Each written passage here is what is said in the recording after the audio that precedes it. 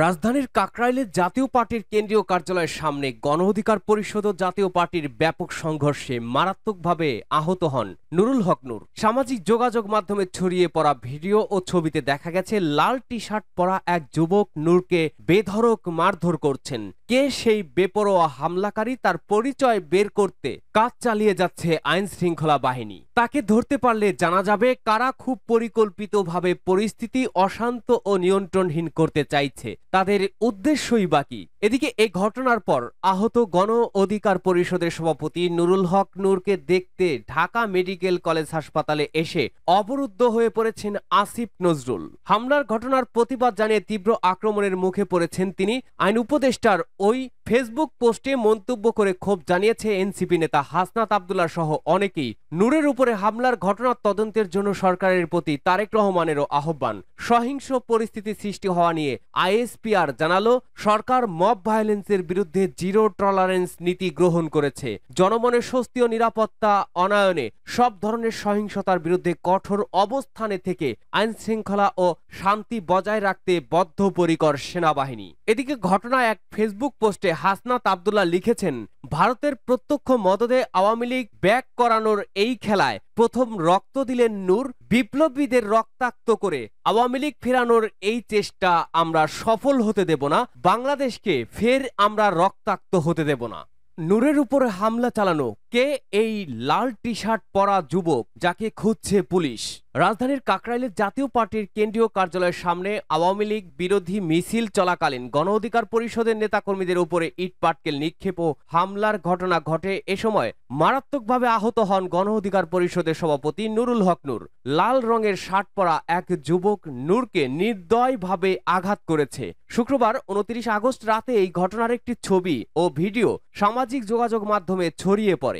ভিডিওতে দেখা গেছে লাল টি শার্ট পরা এক যুবক গণ অধিকার পরিষদের সভাপতি নুরুল হক নূরকে বেধড়ক মারধর করছেন। এই ঘটনায় তীব্র সমালোচনার পর পুলিশ এখন ওই যুবককে শনাক্ত করার জন্য কাজ শুরু করেছে। ঢাকা মহানগর পুলিশের রমনা বিভাগের অতিরিক্ত উপ পুলিশ কমিশনার মীর আসাদুজ্জামান বলেন, ভিডিওতে দেখা ওই ব্যক্তি পুলিশ ও সেনাবাহিনীর সদস্যদের দ্বারা একসময় আটক হলেও পরে তাকে ছেড়ে দেওয়া হয়। আমরা দ্রুত তাকে শনাক্ত করার চেষ্টা করছি। গণ অধিকার পরিষদের নেতারা অভিযোগ করেছেন, মিছিলে জাতীয় পার্টির কর্মীরা হামলা চালিয়েছে।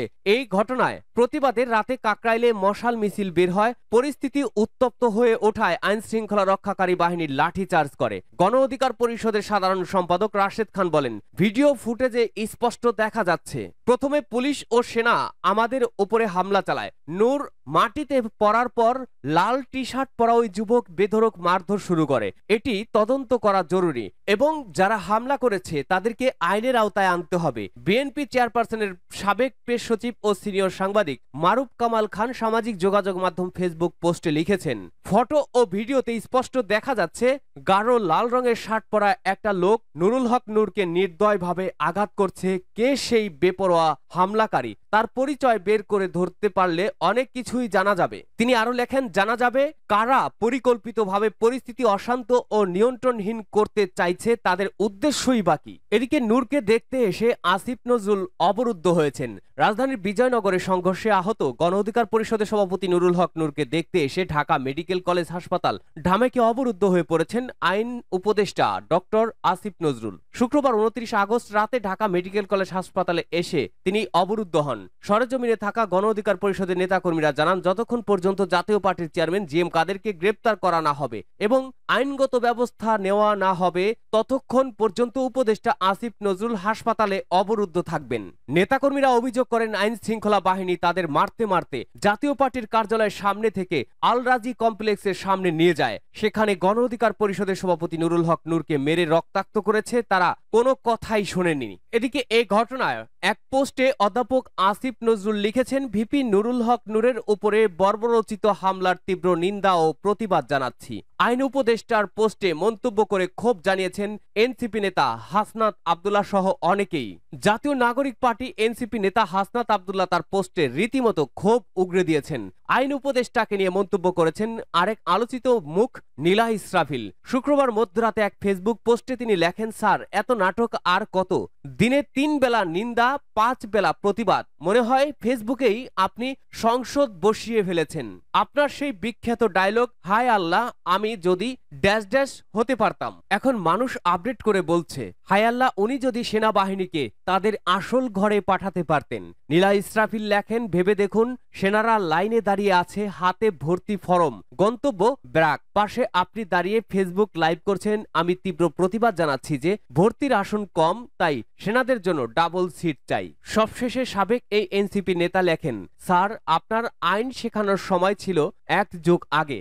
এখন আপনার আসল কাজ হলো সেনাবাহিনীকে ঘরে পাঠানো আর জনগণকে হাসানো। তাই দেরি না করে নাটক বন্ধ করে দায়িত্ব পালন করেন। দ্রুত সেনাদের তাদের নিজ ঘরে ফেরানোর ব্যবস্থা করুন। স্যার, আপনার পদবি আইন উপদেষ্টা না, আসলে ফেসবুকে প্রতিবাদ উপদেষ্টা। বর্তমানে নূর আইসিইউতে চিকিৎসাধীন। তার জ্ঞান ফিরেছে বলেও নিশ্চিত করা হয়েছে তার ফেসবুক পেজ থেকে। এদিকে কাকরাইলে দুটি রাজনৈতিক দলের সংঘর্ষে সহিংস পরিস্থিতি সৃষ্টি হওয়া নিয়ে আইএসপিআর যা জানালো। শুক্রবার রাতে সংঘর্ষের ঘটনা পরিস্থিতি নিয়ন্ত্রণে প্রথমে পুলিশ ঘটনাস্থলে পৌঁছায় এবং নিয়ন্ত্রণের চেষ্টা করে। তবে সংঘর্ষ তীব্র আকার ধারণ করলে সেনাবাহিনীর সহযোগিতা কামনা করা হয়। এ সময় পুলিশ সদস্যদের ওপর আক্রমণ চালানো হয় এবং কয়েকজন আহত হন। শনিবার 29 আগস্ট আন্তঃবাহিনী জনসংযোগ পরিদপ্তর আইএসপিআর এর পাঠানো এক প্রেস বিজ্ঞপ্তিতে এই তথ্য জানানো হয়। আইন শৃঙ্খলা বাহিনী শুরুতে উভয় পক্ষকে শান্ত থাকতে, বিদ্যমান আইন মেনে শান্তিপূর্ণভাবে স্থান ত্যাগ করতে এবং মতপার্থক্য সমাধানে শান্তিপূর্ণ প্রক্রিয়া অনুসরণের আহ্বান জানায়। কিন্তু বারবার সতর্ক বার্তা দেওয়া সত্ত্বেও কিছু নেতাকর্মী তা উপেক্ষা করে মব ভায়োলেন্সের মাধ্যমে পরিস্থিতি আরও অশান্ত করে তোলে। রাত 9টার দিকে সংঘর্ষকারীরা মশাল মিছিল বের করে সহিংসতা বৃদ্ধি করে। এ সময় ইট পাটকেল নিক্ষেপ করা হয় এবং বিভিন্ন স্থাপনায় আগুন দেওয়ার চেষ্টা চালানো হয়। সহিংসতার কারণে বিজয়নগর, নয়াপল্টন ও আশপাশের এলাকায় জনসাধারণের চলাচল মারাত্মকভাবে ব্যাহত হয় এবং জনদুর্ভোগের সৃষ্টি হয়। আইনশৃঙ্খলা বাহিনী শান্তিপূর্ণ সমাধানের সকল প্রচেষ্টা ব্যর্থ হওয়ায় জননিরাপত্তা রক্ষার্থে বল প্রয়োগে বাধ্য হয়। এই ঘটনায় সেনাবাহিনীর 5 জন সদস্য আহত হন।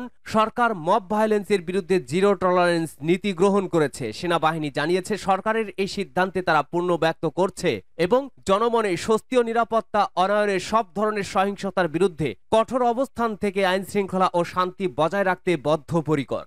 নূরের উপর হামলার ঘটনা তদন্তের জন্য সরকারের প্রতি তারেক রহমানের আহ্বান। বিএনপির ভারপ্রাপ্ত চেয়ারম্যান তারেক রহমান বলেছেন, নুরুল হক নূরের উপরে হামলা এবং কাকরাইলে সংগঠিত সহিংস ঘটনার তীব্র নিন্দা জানায় বাংলাদেশ জাতীয়তাবাদী দল বিএনপি। শুক্রবার 29 আগস্ট দিবাগত রাতে সামাজিক যোগাযোগ মাধ্যম ফেসবুকে এক পোস্টে এসব কথা বলেন তিনি। তারেক রহমান বলেন, গণতন্ত্রপন্থী অংশীদারদের, যার মধ্যে বিএনপি এবং তার মিত্ররাও রয়েছে, তাদের অবশ্যই সংযম ও সহনশীলতা বজায় রাখতে হবে। গত বছরের গণ অভ্যুত্থানের প্রকৃত চেতনা অবশ্যই জয়ী হতে হবে। দেশকে অবশ্যই জনতার শাসন এবং বর্তমান অস্থিরতার শৃঙ্খল থেকে বেরিয়ে আসতে হবে। যদি আমরা বাংলাদেশকে এগিয়ে নিয়ে যেতে চাই, তাহলে আমাদের জনতার সংস্কৃতির বিরুদ্ধে সতর্কতা বজায় রাখা উচিত, আইনের শাসন সমুন্নত রাখা উচিত এবং এটি একটি শান্তিপূর্ণ ও স্থিতিশীল দেশ গড়ে তোলা উচিত। কেবলমাত্র গণতান্ত্রিক পথে জনগণকে ক্ষমতায়িত করার এবং সকলের জন্য ন্যায় বিচার, সাম্য ও মর্যাদা নিশ্চিত করার মাধ্যমেই আমরা একটি ঐক্যবদ্ধ জাতি হিসেবে সফল হতে পারি। তারেক রহমান লিখেন, আমি নূরের দ্রুত আরোগ্য কামনা করি এবং এই ঘটনায় আইনানুগ তদন্তের জন্য সরকারের প্রতি আহ্বান জানাই। নূরের উপরে হামলার এই ঘটনায় ফেসবুক পোস্টে এনসিপির হাসনাত আব্দুল্লাহ লিখলেন, ভারতের মদদে আওয়ামী লীগ পুনর্বাসনের খেলায় প্রথম রক্ত দিলেন নুরুল হক নূর। গণ অধিকার পরিষদের সভাপতি নুরুল হক নূরের উপরে হামলার ঘটনায় প্রতিক্রিয়া জানিয়েছে জাতীয় নাগরিক পার্টি এনসিপির দক্ষিণ অঞ্চলের মুখ্য সংগঠক হাসনাত আব্দুল্লাহ। তিনি বলেন, ভারতের প্রত্যক্ষ মদদে আওয়ামী লীগ ব্যাক ফেরানোর এই খেলায় প্রথম রক্ত দিলেন আমাদের নূর ভাই। শুক্রবার রাত 11:20 দিকে নিজের ভেরিফাইড ফেসবুক আইডিতে তিনি এই প্রতিক্রিয়া জানান। স্ট্যাটাসে হাসনাত আব্দুল্লাহ লিখেছেন, শুরুটা হয়েছিল রিফাইন্ড আওয়ামী লীগের পরিকল্পনা দিয়ে, যে পরিকল্পনা আমি 11 মার্চ প্রকাশ করে দেই। সেই পুনর্বাসন ভেস্তে গেলেও ওরা থামেনি। সেই একই গ্রুপ এবার আওয়ামী লীগ পুনর্বাসনের জন্য বেছে নিয়েছে জাতীয় পার্টিকে। তিনি লেখেন, ভারতের প্রত্যক্ষ মদদে জাতীয় পার্টির মাধ্যমে আওয়ামী লীগ ব্যাক অর্থাৎ ফেরানোর এই খেলায় প্রথম রক্ত দিলেন আমাদের নূর ভাই। এখন যদি আমরা নুরুল হক নূরের ওপরে এই ন্যাক্কারজনক হামলার প্রতিবাদ না করতে পারি, জাতীয় পার্টিকে দিয়ে ফ্যাসিবাদ ফেরানোর এই চেষ্টা প্রতিহত করতে না পারি, তাহলে বাংলাদেশটাই আবার নূর ভাইদের মতো রক্তাক্ত হয়ে যাবে। এনসিপির নেতা লেখেন, নুরুল হক নূরের রক্ত বৃথা যেতে দেব না। ভারতের প্রেসক্রিপশনে বিপ্লবীদের রক্তাক্ত করে আওয়ামী লীগ ফেরানোর এই চেষ্টা আমরা সফল হতে দেব না কোনোভাবেই।